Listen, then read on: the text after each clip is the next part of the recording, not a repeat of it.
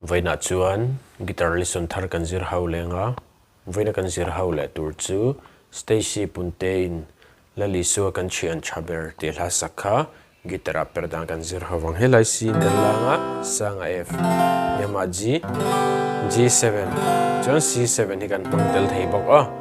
te kan tiang down down up up down up ti ha kan strum a down down up down up Lal Isua kan thian berin kan mang an lain min lo tikhat kan bi strumming pattern mang khan ala nen karam play mil lenga muluk da vinil lo ngai thlale don ya